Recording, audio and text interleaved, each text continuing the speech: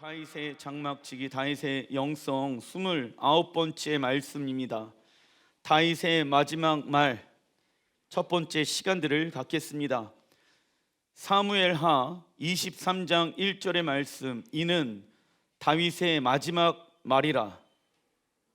여러분들, 마지막 말이라고 했었을 때 성경에서 정말 그의 인생 가운데 가장 중요한 이야기들을 하는 것이 아니겠습니까? 모세도 마지막 말을 남겼죠.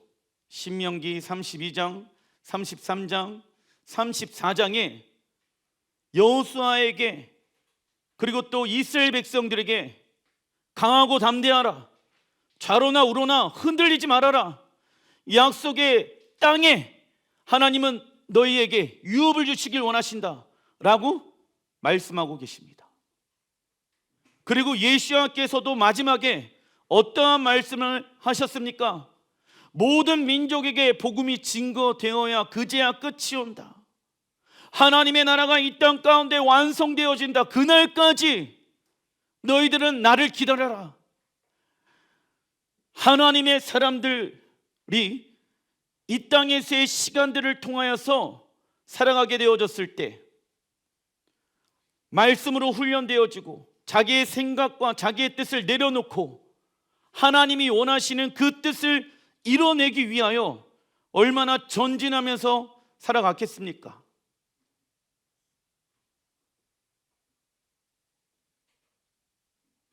그 끝에 하고자 하는 그 말이 너무나도 중요하다라는 거예요. 그것이 사무엘하 23장에 나와 있습니다. 다윗은 하나님의 마음에 합한 자로 서기 위해 겸손함으로 하나님의 말씀에 순종하였고 하나님의 모든 계획들을 이루어내려고 애쓴 사람이지요. 이러한 다윗의 마지막 말 안에는 우리의 무엇이 담겨져 있습니까? 삶의 방향성, 그리고 우리의 모든 필요들이 그 안에 담겨져 있다는 것을 믿으시길 바랍니다. 우선 하나님은 다윗의 삶을 통하여 예수아에 대한 예표에 대해서 말씀하시죠. 사무엘하 23장 1절 후반절의 말씀입니다. 같이 한번 읽어보겠습니다. 시작. 이새의 아들 다윗이 말하며 높이 세워진 자, 야곱의 하나님께로부터 기름 부음 받은 자. 이 다윗은요, 누구를 상징하는 사람입니까? 예수아를 예표하는 사람이다. 그런데 예수아는 높이 세워진 자이죠.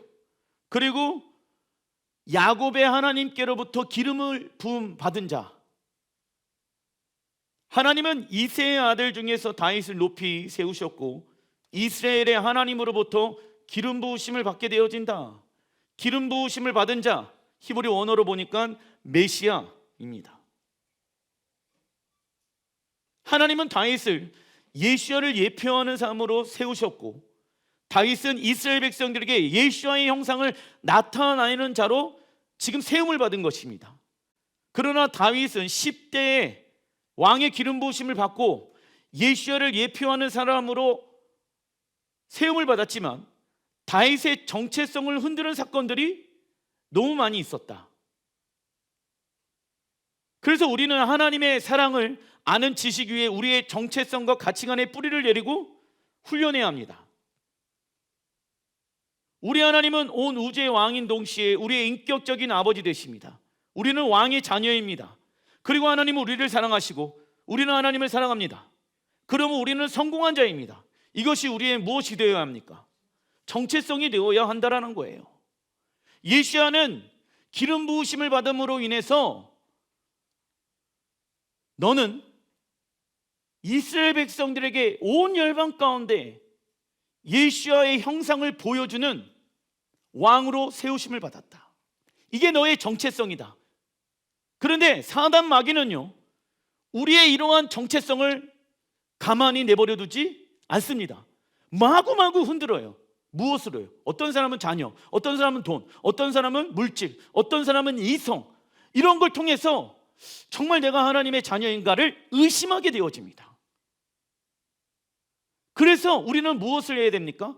훈련을 통해서 우리의 정체성을 계속 세워나가야 한다. 왜? 환경과 상황을 통하여서 우리의 정체성을 무너뜨리려고 사단 마귀는 우리를 공격한다라는 거예요. 마치 다윗이 그 예수와의 형상으로 이스라엘 백성들에게 하나님의 기름 부으심을 흘려보내야 하는데, 내 아들이 반란을 일으키고 어려움이 있고 정말 내가 왕으로 기름 부으심을 받은 것이 맞는가, 이러한 의심 가운데 살다 보면 하나님의 계획을 놓칠 수도 있다라는 것입니다. 우리가 누구이고 하나님이 우리에 관해 어떻게 느끼시는지에 대해 이해할 때 우리의 정체성이 바로 설 수 있다. 즉 우리의 정체성은요, 나는 하나님의 보배롭고 존귀한 자녀입니다, 외워서 되어지는 것이 맞을까요? 아닐까요? 아니에요. 하나님과의 인격적인 관계를 통해서 날마다 하나님의 말씀을 통해서 우리의 정체성과 이 가치관과 세계관을 세워가는 시간들을 가져야 한다라는 것이죠. 그래서 우리를 향한 하나님의 사랑을 믿는 믿음의 정도에 따라 자신에 대한 느낌, 삶에 대한 접근 방법, 타인과 소통하는 태도, 그리고 난관이나 어려움을 대처하는 자세가 결정되어지는 거예요. 우리의 무엇에 따라? 믿음의 정도에 따라서. 같은 일이 우리에게 일어났지만은 왜 어떤 사람은 어렵고 힘들다는 말을 하는데 어떤 사람은 주님은 하실 수 있습니다 로 돌파를 할까요? 그게 믿음의 차이인 거예요. 같은 것을 보고 있지만 다른 것을 말하는 자가 되어야 하는 것이지요. 그러나 사단은 우리의 정체성을 흔들기 위해 우리의 어두운 과거의 무거운 짐과 환경을 통하여 공격할 것이다. 이때 우리가 해야 할 것이 있습니다. 사무엘하 23장 1절, 이스라엘의 노래 잘하는 자가 말하노라. 무엇을 해야 합니까? 정체성에 대한 공격이 들어오게 되어졌을 때 여러분들 찬양의 중심 가운데는 무엇이 있어야 됩니까? 하나님은 어떠한 분인가? 하나님은 누구이신가? 하나님은 이 모든 환경과 상황과 물질들을 통치하고 다스리시는 분이십니다. 그래서 어려움이 오게 되어졌을 때, 낙담이 오게 되어졌을 때 우리는 하나님을 찬양해야 합니다. 그런데 대부분 어떻게 하는지 아십니까? 불평, 불만을 찬양합니다. 안 되는 것만 얘기합니다. 그리고 그 환경에 묶여서 살아가게 되어집니다. 그런데 다윗은 그렇게 하지 않았습니다. 다윗은 어떠한 환경이 오더라도 내가 찬양을 통하여서 무엇한다? 돌파한다. 그래서 왜 말씀을 듣기 전에 찬양을 하는지 아십니까? 찬양은 우리의 마음에 굳어져 있는 마음들을 부드럽게 하는 영적 무기예요. 근데 찬양 시간에 내가 하나님을 높이지 못하게끔, 내가 예배 시간에 그 온전하게 주님을 찬양하지 못하게끔 상황과 시간과 환경을 사단이가 막고 있다라는 거야. 내 마음이 단단해요. 그러면 하나님의 말씀은 생명의 씨앗이라고 얘기하는데 그 씨앗이 우리의 마음밭에 들어올 수 있습니까? 없습니까? 왜? 우리의 마음은 이미 단단한 마음으로 되어졌잖아. 그래서 찬양은요, 여러 가지 뜻이 있는데 우리의 마음을 갈아엎다라는 단어의 뜻을 가지고 있다라는 거예요. 근데 마귀는요, 우리의 무엇을 잡고 있다? 목을 잡고 있다고. 찬양하지 마, 찬양하지 마, 노래하지 마. 다윗은 찬양을 통하여 영적 전쟁에서 승리하는 자가 되어집니다. 노래의 히브리 원어를 보니까 테일라이며 이 단어는 히브리어 할랄이라는 단어에서 파생되어졌습니다. 히브리어 할랄은 소란스럽게 하나님을 찬양하는 것, 하나님을 찬양하는데 바보같이 보일 정도로 열광하도록 만드는 것이 이 노래하다라는 테일라의 뜻이라는 거예요. 그래서 찬양은요, 하나님이 우리에게 무엇을 해 주었기 때문에 노래하는 것이 맞다, 아니다? 아니다. 하나님은 누구이신가에 관한 것이 되어야 합니다. 하나님 위대하신 분이십니다. 하나님은 높임을 받으시기에 합당하신 분이십니다. 그래서 아까 우리 찬양 중에 새로운 찬양을 불렀죠. 이 땅에 빛은 필요 없겠고 쓸데가 없겠고 하나님이 당신의 영광으로 이 땅을 환하게 비추시게 될 것입니다. 해와 달이 없어진다는 얘기가 아니에요. 왜? 해와 달의 변화를 통하여서 하나님은 우리에게 절기의 사인과 월석의 사인들을 알려주시길 원하시거든. 그죠? 그런데 그 해와 달의 빛을 비춰주는 것보다 하나님의 영광으로 온 세상을 비추게 될 것이다, 이 말을 하는 것이죠. 시편 103편 1절에 읽어보겠습니다. 시작. 내 영혼아 여호와를 송축하라. 내 속에 있는 것들아 다 그의 거룩한 이름을 송축하라. 내 속 안에 있는 이 내장, 내 간, 모든 것을 다 하나님을 송축해야 돼. 왜? 내 마음이 지금 너무 어렵거든. 에? 환경 때문에, 상황 때문에, 내 남편 때문에, 내 아내 때문에, 내 자녀들 때문에 너무 어렵거든 지금. 그러니까는 내가 할 수 있는 게 뭐예요? 내 속에 있는 것들아 여호와를 찬양할지어다. 이게 돼야 된다고. 그런데 마귀 사단은 어떻게 한다고? 내 목을 잡고 있다고. 그거 언제 풀어주는지 아세요? 불평불만할 때 풀어줘.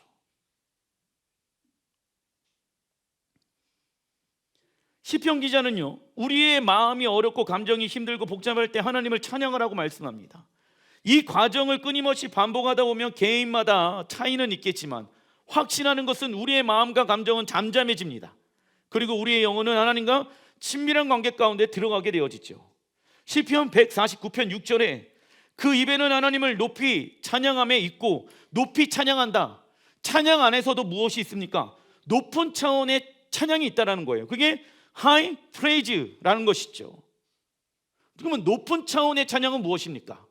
그냥 우리가 노래를 부르는데 마음 없이 부르는 노래가 있고, 마음을 다하여서 삶을 들여서 주님 앞에 하나님, 나의 입술의 말과 마음의 묵상이 주님 앞에 연락되어지길 원합니다. 정말 내가 드리는 이 찬양이 주님의 보좌 가운데 들어가서 하나님 앞에 올려지는 찬양이 되어지길 원합니다 라고 생각하면서 찬양하는 사람들은 높은 차원의 찬양을 부르는 거예요 지금.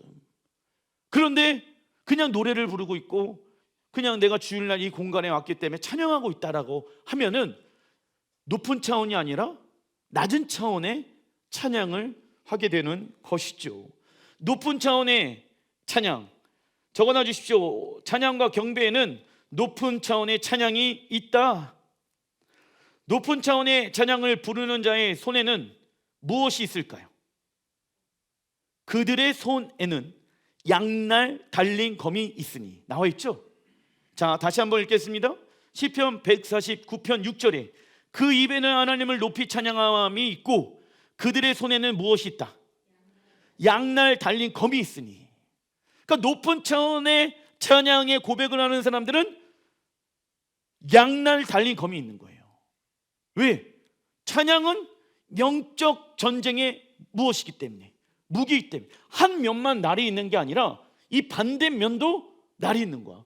그러니까 내가 휘두르고 내가 찬양하는 순간부터 사단이 우리 안에 머무를 수가 있다 없다? 사단의 생각이 우리 안에 거할 수 있다 없다? 없는 거야. 왜? 찬양이 하나님 보좌 가운데 올라가니까 마귀 사단이 우리에게 악한 생각을 집어넣을 수가 없는 것입니다. 높은 차원의 찬양은요, 영적 전쟁의 무기가 되어지며 하나님 나라의 새로운 차원의 문을 여는 도구이다. 시편 8편 1절에 여호와 우리 주여, 주의 이름이 온 땅에 어찌 그리 아름다운지요, 주의 영광이 하늘을 덮었나이다. 2절 찬양하면서 뭐라고 얘기합니까? 이는 원수들과 보복자들을 잠잠하게 하려 하심이라. 여러분들 마음이 잠잠해지길 원합니까? 여러분들의 가정이 잠잠해지길 원합니까? 그러면 뭘 해야 됩니까? 여호와 우리 주여, 주의 이름이 온 땅 위에 어찌 그리 아름다운지요, 어찌 그리 아름다운지요. 제가 누구에게 이런 얘기를 했습니다. 지금 잘 안 되지만 하나님의 아름다우심을 찬양해 보십시오. 그분이 저한테 얘기합니다. 목사님, 내가 지금 돈이 필요하고 환경의 돌파가 필요한데 왜 목사님은 하나님의 아름다움을 구하라고 이야기합니까? 내가 아니라 시편 기자가 얘기하죠. 시편 기자가. 그러니까 이제 여러분들, 돈에 집중하고 있으면 어떻게 돈을 벌 수 있을 것인가 라고 하는 그 사람에게, 정말 사업장에 낭떠러지 끝에 서 있는 그 사람에게 여러분들, 하나님의 아름다움을 구하십시오 라고 말하는 게 하나님의 음성으로 들리겠습니까? 안 들리겠습니까? 왜? 내 마음은 지금 무엇에 가득 차 있어요? 돈을 어떻게 하면 벌 수 있을 것인가 가득 차 있는데, 하나님의 아름다움을 구하면 떡이 나와, 밥이 나와, 쌀이 나와, 뭐가 나와? 안 나오는 것 같잖아. 그죠? 왜? 내 생각이 사단의 생각으로 붙잡혀 있기 때문에.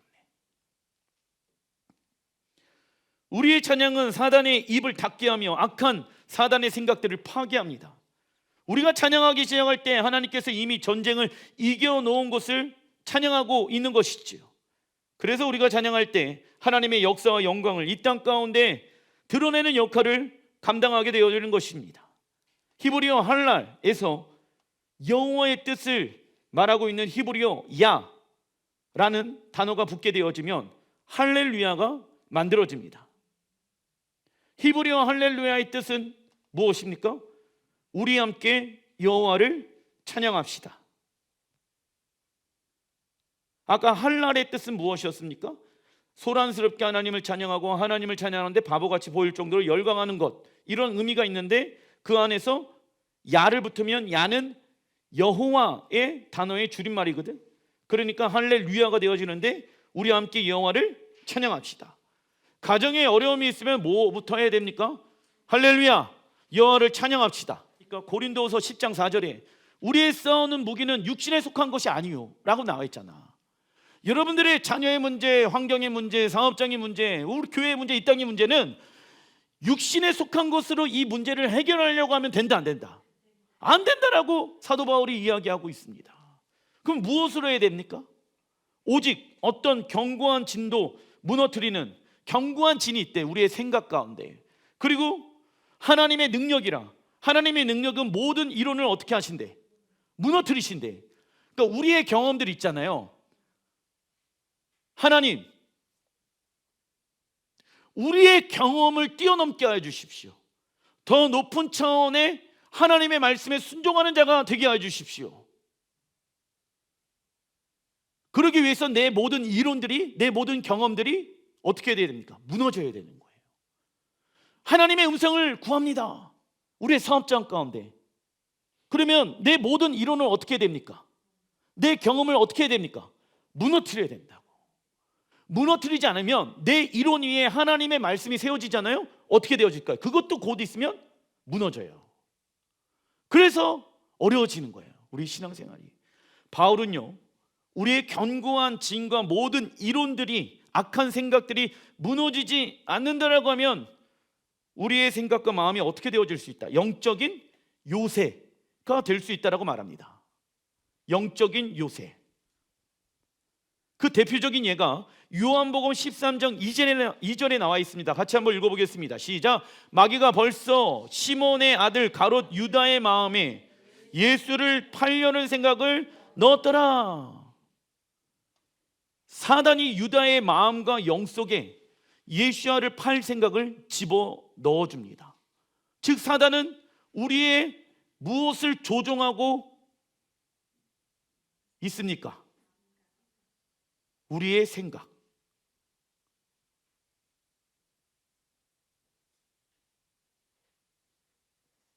여러분들의 그 생각이, 그냥 여러분들이 생각되어지는 그 생각들이 내 생각일 수도 있고 하나님의 생각일 수도 있고 악한 영의 생각일 수도 있다는 것을 아시길 바랍니다. 그런데 내가 하나님의 말씀으로 이 생각을 변화시키려고 훈련하지 않는 사람들은 결국 악한 생각 아니면 하나님의 생각인 거예요. 그러면 악한 생각인가 하나님의 생각인가, 이게 마귀가 나에게 주는 생각인가 하나님이 나에게 주시는 생각인가를 분별하기가 쉬울까요, 어려울까요? 엄청 쉽지. 미워 죽겠어, 짜증나, 이런 생각하면 무슨 생각이에요? 악한 생각. 누가 주는 생각이에요? 목사님, 내가 교회를 몇 년 다녔는데 이게 무슨 내 생각이 무슨 마귀의 생각입니다. 마귀의 생각, 악한 생각이라고 하면 약간 고상하잖아. 근데 성경은 마귀가 예수를 팔 생각을 넣어줬더라 라고 나와 있죠. 그러면 마귀 생각 아니면 하나님의 생각 둘 중에 하나이겠죠. 근데 마귀는요, 우리의 생각을 조종하는 능력을 가지고 있다고. 그 제가 얘기하는 게 아니에요. 그러니까 여러분들이 그냥 문득문득 그 드는 생각들 안에서 하나님의 말씀으로 세워진 생각이 아닌 그냥 문득문득 그런 드는 생각들은 누가 주는 생각이다? 마귀가 주는 생각이다. 마귀가 주는 생각. 그걸 아셔야 돼요. 왜? 유다도 자기가 예수를 팔 생각을 했다 안 했다?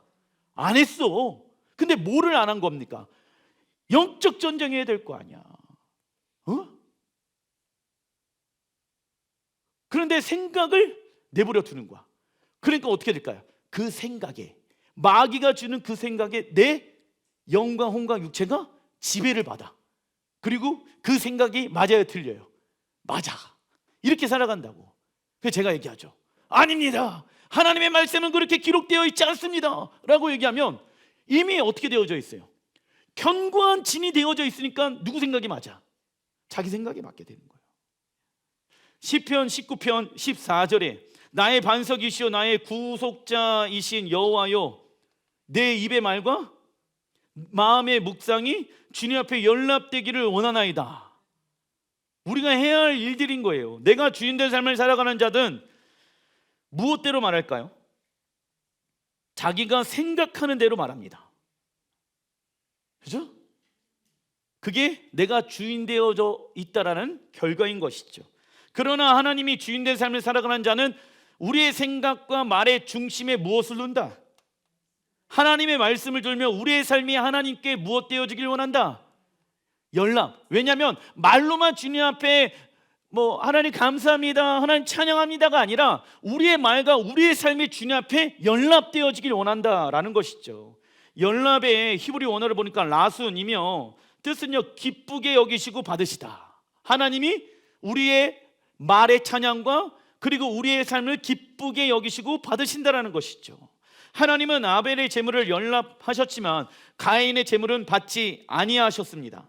가인의 제물을 받지 아니하신 이유는 창세기 4장 7절에 내가 선을 행하면, 선은 무엇을 말합니까? 하나님의 말씀대로 순종하여서 예배를 드려야 되는데 가인은요 누가 원하는 대로, 내가 원하는 대로 예배를 드렸다라는 거예요. 선을 행하지 아니하며 죄가 문에 엎드려 있느니라. 죄가 너를 원하나 너는 죄를 다스릴지니라. 나와 있죠? 우리의 죄를 무엇을 하라고요? 다스리라고. 선의 의미는 하나님의 말씀에 순종하는 것을 의미한다. 즉 가인은 자신이 원하는 방법으로 하나님을 예배하고 싶었다. 그 결과 하나님은 가인의 예배를 연락하시지 않지요. 동일해요. 우리가 같이 이 안에서 예배드리고 하나님을 찬양하고 있지만은 어떤 사람은 하나님 앞에 예배가 연락되어지고 어떤 사람은 하나님 앞에 연락되지 않을 수도 있다라는 거예요. 그때 이제 그러면 너무하네, 하나님 차별하시네. 왜 내 예배를 안 받아? 왜요? 하나님이 원하는 방법대로 예배하지 않았으니까 안 받는다고. 그죠?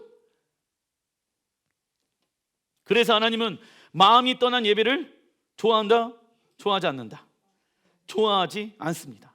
마음은 치열한 영적 전쟁터입니다. 사단은 우리의 마음을 다하여 하나님을 찬양하지 못하게끔 공격한다. 이때 우리의 찬양의 고백을 통하여서 하나님께 무엇을 드려야 할까요? 우리의 삶의 주도권. 여러분들 손들고 하나님을 찬양하는 것을 계속 훈련하시기 바랍니다. 왜? 여러분들의 손을 통하여서 세상의 것들이 창조되어지잖아요. 음식도 창조되어지고 여러분들이 돈을 벌게 되어지고 무엇을 통해서? 여러분들의 손을 통하여서. 그런데 이 손을 주님 앞에 올려드리는 것이 손을 들고 찬양하는 거야. 우리의 삶의 주도권을 하나님께 내어드리는 이유는 마치 귀한 향유 옥합을 깨트려 예수와의 발에 부은 한 여인처럼 우리의 자신을 내어드리는 것을 의미하지요. 그래서 하나님을 찬양한다는 것은 단순히 노래를 부르는 것에만 국한되어져 있는 것이 아닙니다. 하나님을 향하여 기도하고 말씀하고 묵상하고 경배하며 하나님의 말씀에 순종하는 모든 행위가 하나님을 무엇하는 것입니까? 찬양하는 것이다 라는 거예요. 이게 다윗이 마지막 말을 하는데 첫 번째 메시지인 거야. 두 번째 메시지입니다. 사무엘하 23장 2절, 여호와의 영이 나를 통하여 말씀하시며, 뭐냐면 하나님이 계속 다윗에게 하셨던 말씀들이 있대. 여호와의 영이 무엇입니까? 그의 말씀이 내 혀에 있도다. 아무 말 하면 안 된다. 너가 예수와의 예표로서, 기름 부으심을 받은 자의 예표로서 내가 이스라엘의 왕을 세웠는데, 왕은 말이지 아무 말 하면 안 된다. 내 혀에 말씀이 있어야 된다. 우리의 혀에 우리는 무엇을 두고 있는가를 점검해 봐야 되는 거예요. 내 생각을 두고 있는가, 아니면 내 생각을 변화시켜서 하나님의 말씀을 두려고 하는가. 왜 이러한 훈련을 해야 되는지 아십니까? 왕으로 우리가 세움을 받게 되어질 때가 온다, 안 온다? 온다라는 거예요. 3절에 이스라엘의 하나님이 말씀하시며 이스라엘의 반석이 내게 이르시기를. 이스라엘의 반석은 저번주에 말씀드렸죠. 하나님의 말씀을 이야기합니다. 왜? 사람을 공의로 다스리는 자. 왜? 기름 부으심을 받은 예수와께서 이 땅에 왕으로 오시게 되어졌을 때 그 예수와는 입술 가운데 무엇만 둔다? 하나님의 말씀만 두는데, 그 말씀을 통해서 무엇을 다스립니까? 사람을 공의로 다스리는 자이기 때문에 감정적으로 말하지 말아라. 세상이 주는 생각으로 세상의 방법을 말하지 말아라. 왜? 이스라엘 백성들을 다스리려면 공의로 다스려야 된다. 정의로 다스려야 된다. 그래야지 진리가 이스라엘 백성들을 어떻게 한다? 자유케 한다. 다윗 왕의 사역은요, 두 가지를 중심으로 묘사하고 있다. 첫 번째는요, 말하는 것과 다스리는 것. 말로만 신앙생활하면 된다, 안 된다? 똑같아요.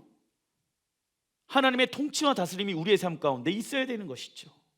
왜? 왕으로 세울 예행 연습을 하는 거예요. 어떤 사람은 맨날 주여 주여만 합니다.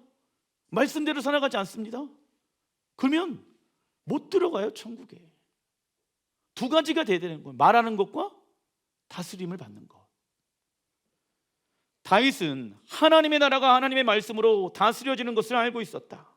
하나님의 나라는 이 땅에 공개적으로 세계적으로 나타날 것입니다.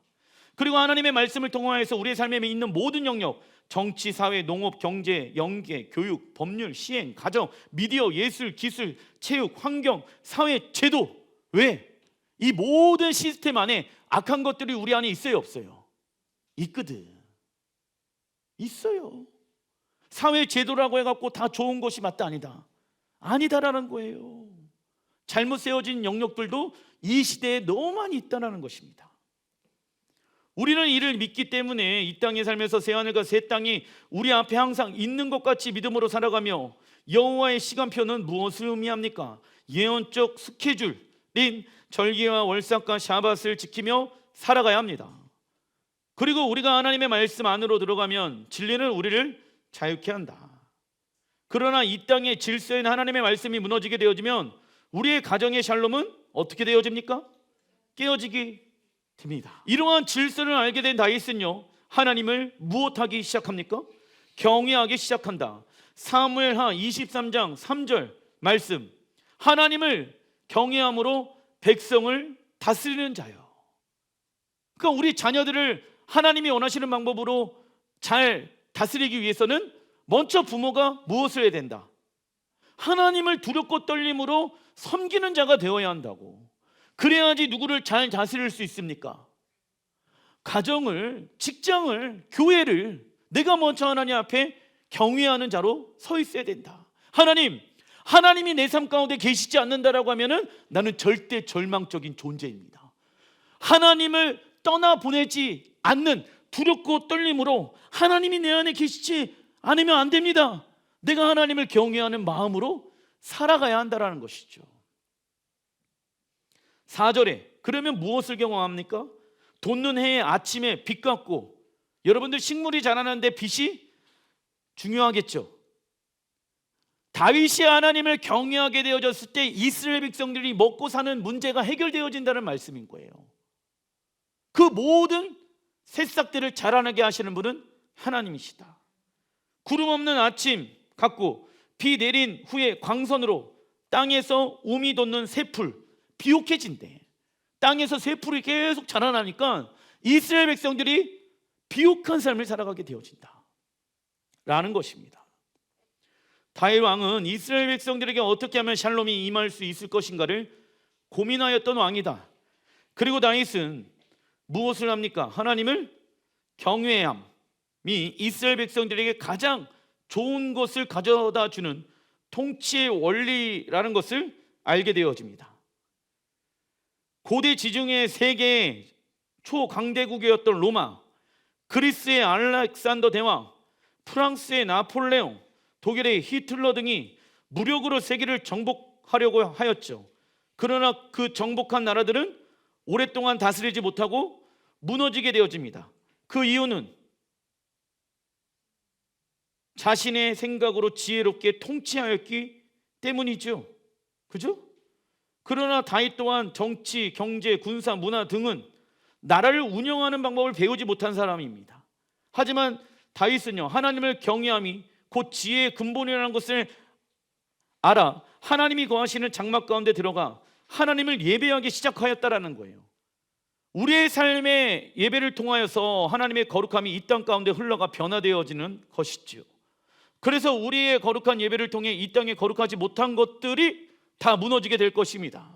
그 결과 다윗은 이스라엘의 왕 중에 가장 큰 영광과 부귀를 누리게 되어집니다. 즉 우리에게 많은 경험과 지식이 있더라도 하나님께서 기름 부으심을 받은 사람을 당해낼 수가 없습니다. 다윗은 인생 가운데 마지막으로 하는 유언의 핵심 구절을 말씀합니다. 사무엘하 23장 5절, 내 집이 하나님 앞에 이 같지 아니하냐. 내 집은 어디입니까? 다윗이 살고 있는 시온이겠죠.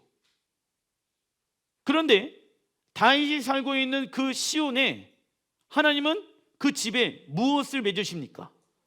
하나님과 나와 더불어 영원한 언약을 세우사라고 나와 있죠. 그러면 성경에 영원하다라는 것은 끝이 있다 없다? 없다. 끝난 것이 맞다 아니다? 아니다. 이 날이 성취의 때가 온다. 이스라엘의 하나님이 다윗의 집과 맺었던 그 언약의 성취, 영원한 언약의 성취의 때가 온다 안 온다? 그러면 다윗의 집과 맺은 영원한 언약은 우리가 사무엘상에서 무엇을 배워줬습니까? 무너진 다윗의 장막의 예배를 회복시킨다는 것은 무너졌던 그 다윗의 가문을 회복하기 위하여 예수님께서 다윗의 후손으로 오신다라는 거예요. 이 말씀이 지금 그 말씀인 거예요. 그리고 어떠한 일이 일어납니까? 모든 만사에 구비하시고 견고하게 하셨으니 무엇을? 다윗의 집 예루살렘을. 누가 오심으로? 예수아가 예루살렘의 왕으로 오심으로 인해서 그 예루살렘은 어떻게 되어집니까? 만사에 구비하고 견고하게 되어진다. 어떠한 성전을 말합니까? 새 예루살렘. 나의 모든 구원과 나의 모든 소원, 히브리 언어로 티크바. 무엇입니까? 내가 하나님, 다윗이 말하는 거예요. 하나님, 내가 나의 구원과 나의 소망함을 이루어질 때가 있습니다. 나의 구원이 완성되어지는 때가 언제입니까? 이 땅에 예수와께서 다윗의 집인 예루살렘의 왕으로 입성하시게 되어질 때 우리의 모든 구원과 우리의 모든 소원이 무엇입니까? 다윗의 소원은 무엇입니까? 이 땅에 새 예루살렘 성전이 내려오는 거예요. 메시아가 예루살렘의 왕으로 입성하시는 거예요. 나는 예수야를 예표하는 사람일 뿐입니다. 진정한 메시아여, 기름 부으심을 받은 자여, 오시옵소서.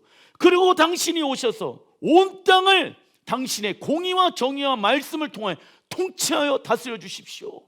그래야지 모든 나라 사람들은 자유케 되어질 수 있습니다. 돈의 노예가 되어지는 것이 아니라, 사람의 노예가 되어지는 것이 아니라 하나님의 말씀만이 우리의 영혼을 자유케 합니다. 내 소원은 이것입니다. 그래서 다윗이 할 수 있는 것이 뭔지 아십니까?